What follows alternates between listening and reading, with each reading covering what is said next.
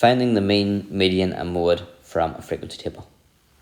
Pause the video and write down the formula to find the mean from a frequency table.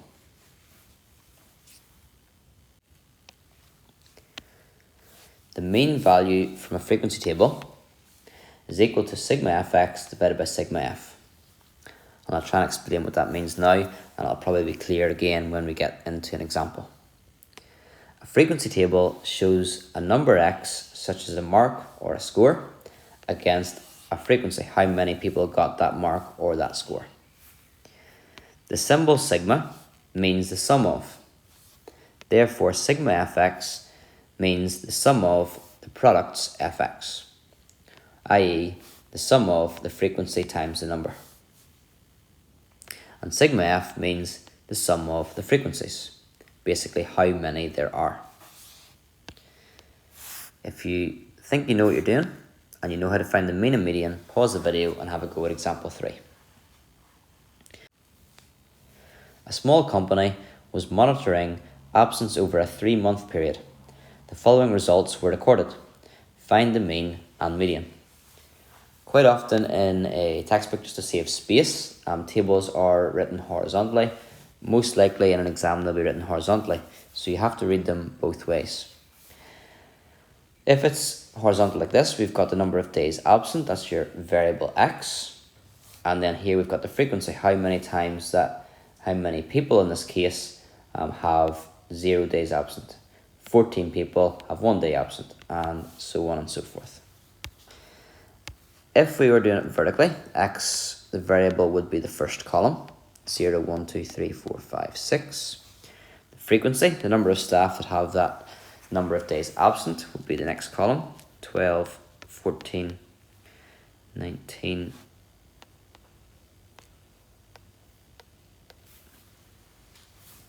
and then to find the mean, we need to find sigma fx and divided by sigma f. This is really trying to add up all the values like you would do for the easier mean questions and then divide by how many there are. So let me just show you how that matches up. So remember, the mean is adding up all the values and dividing by how many there are. Well, there were 12 people who had no days absent. So that would be 0 times 12, which is 0 days absent. There are then 14 people who had 1 day absent. So 1 times 14, that totals up to be 14 days of absence. And you can keep going. There'd be 19 people had 2 days absent, so that's 38 days absent. 13 people had 3 days absent, so that's 39 days absent. 9 4s are 36, 5 7s are 35, and 6 4s are 24. To work out all the number of days absent for each row, we multiplied the f and the x. So that column is called the fx column. So for all the people who had no days off, they represent 0 days off, funny enough. For the 14 people who had 1 day off, there's 14 days off. For the 19 people who had 2 days off, that's 38 days off. The total number of days off would be the sum of that column. Remember, for sum, we use sigma. So sigma fx is going to be the total of that column. So we do 0 plus 14 plus 38 and so on. And that gives 186.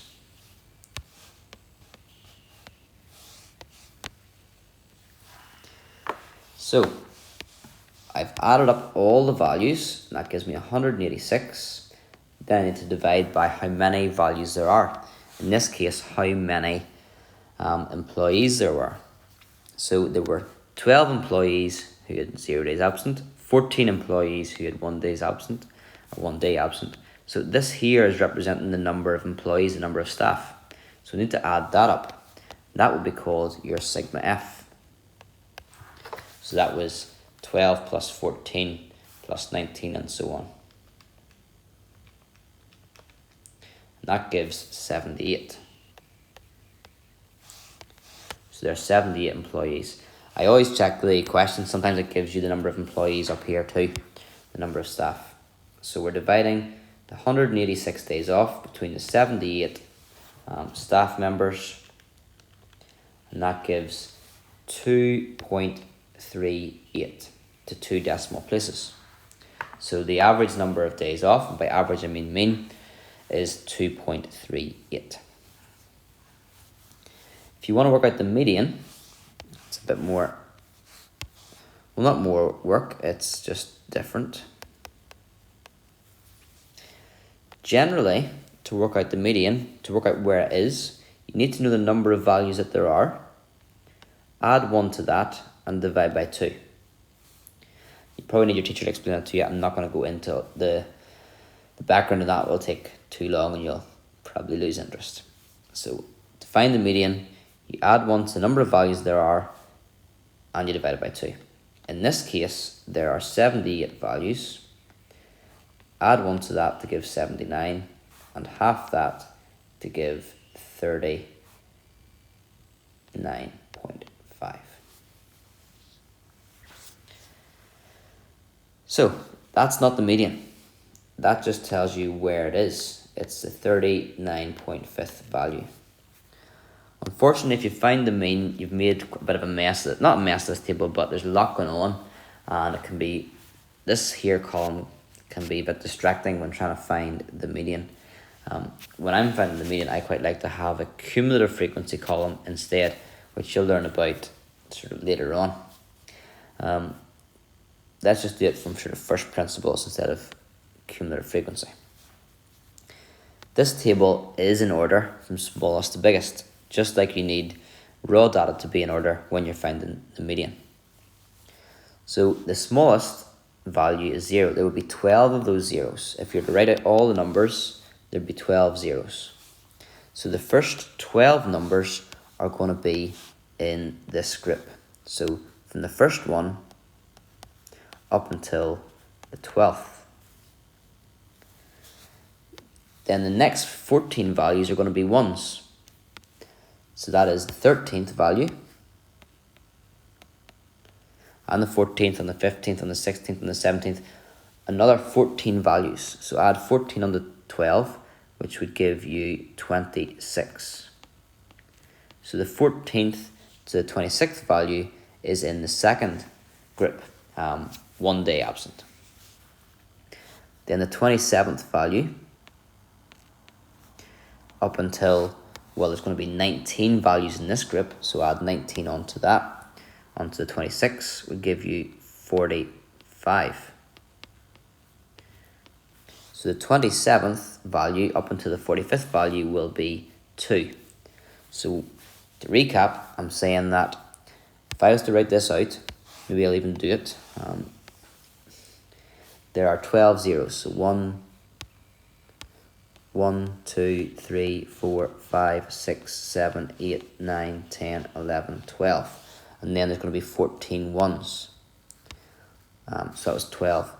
1, 2, 3, 4, 5, 6, 7, 8, 9, 10, 11, 12, 13, 14.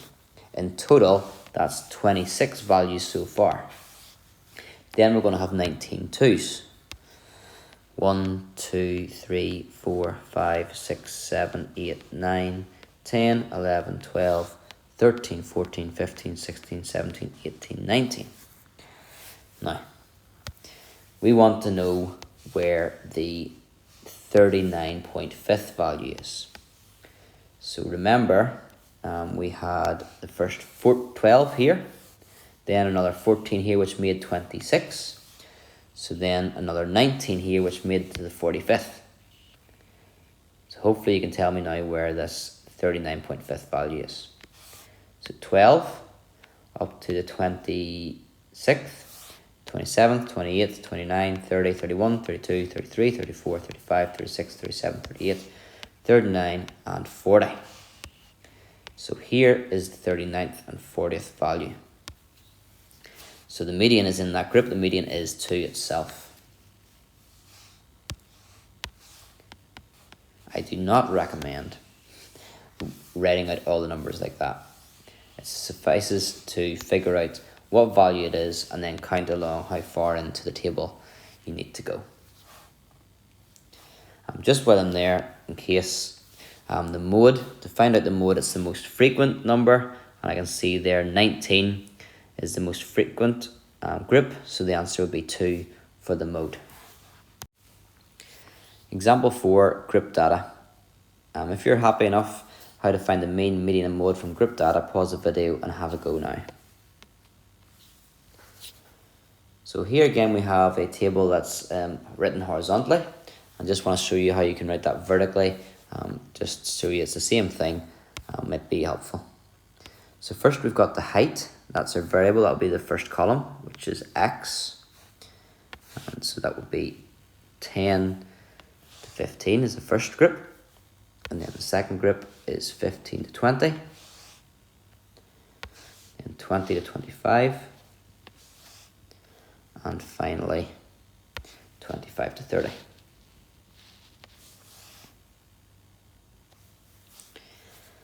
Then we can write in the frequencies, F for frequency.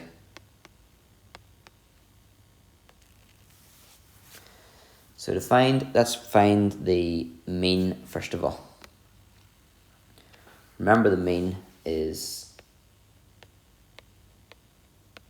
sigma fx divided by sigma f. Well, this time if we're going to add up all the values, it's quite hard to add 7 values when we don't know what size they are. We just know these 7 values are between 10 and 15. So our approach here would be to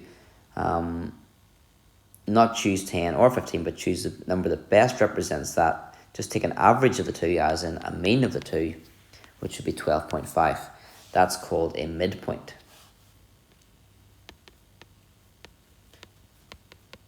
And we'll actually use that value to represent our x.